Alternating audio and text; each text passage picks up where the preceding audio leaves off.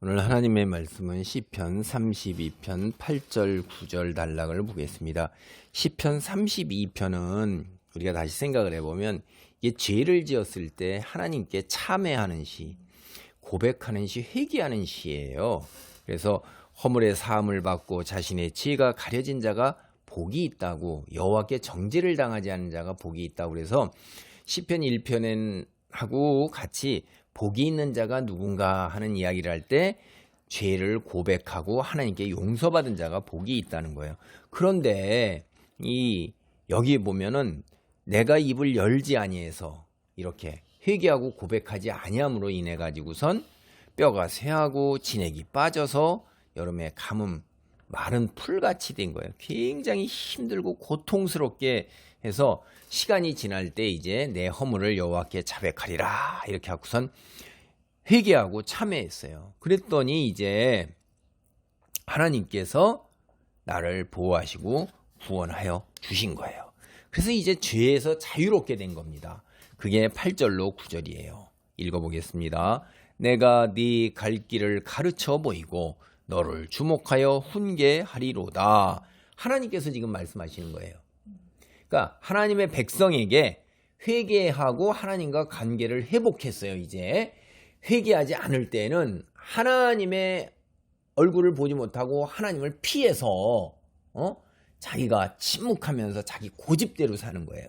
그럴 때 굉장히 힘들고 하나님께서 짓누르시기 때문에 이 죄의 무게가 짓눌러 가지고선 영적으로 병들고 육체적으로도 굉장히 힘들게 그런 상황 속에 빠졌었는데 이제 회개하고 나니까 날아갈 듯하게 된 거예요. 죄의 무게 짐이 다 들려버리고 하나님께서 구원하고 하나님께서 이제 은혜를 베푸신다 이 말이에요. 그래서 하나님이 뭐라 하냐면 이제 너는 내가 첫째 가야 할 길을 가르쳐 보이겠다.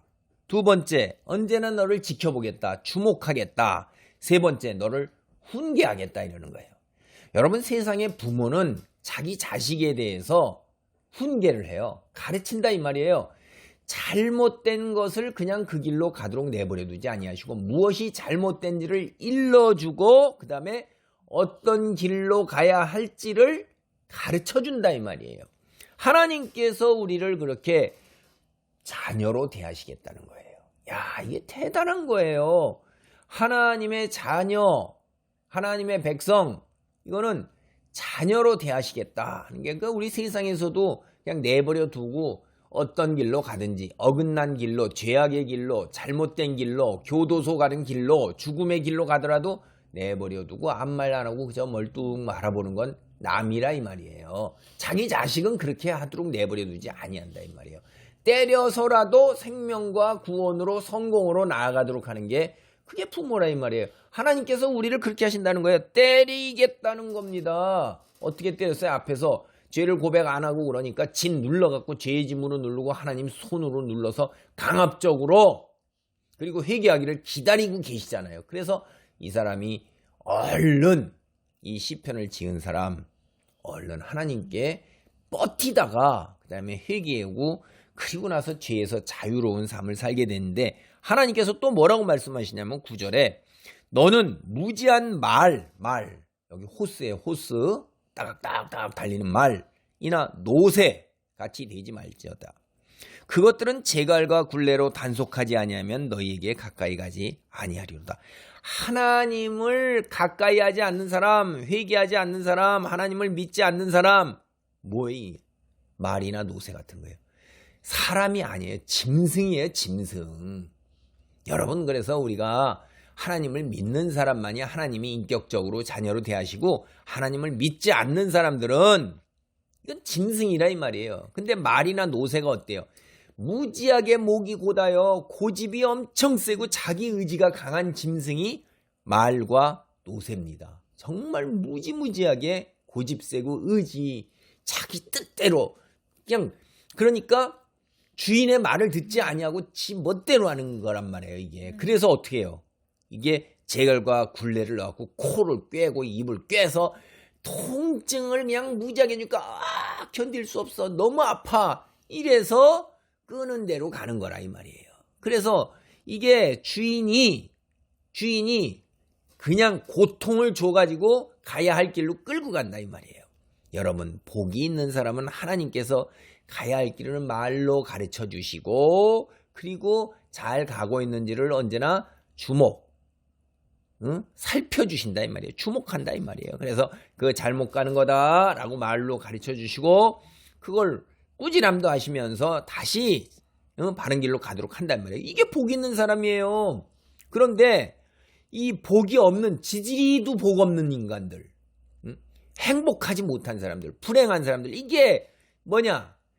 왜 그런 거냐면 자기 고집이 무지하게 세갖고 목이 고다가지고 자기 의지로 지 눈에 보기에 자기 하고 싶은 대로 하는 거예요. 되게 그게 뭐예요? 세상에 꽂혀가지고 음란마귀 들고 재물에 탐욕 들고 사기치고 거짓말하고 세상에 꽂혀갖고 권력 올라가고 사회적 위치 올라가려고 부정직하고 거짓말치고 수단방방 가리고 뭐 이런 거죠. 그냥 세상에서 좀 있으면 썩어질 거 그거에 꽂혀가지고 그걸 가려고 그냥 목을 곧게 해가지고 할 때 하나님께서 때때로 필요할 경우엔 그런 사람을 어떻게 해요?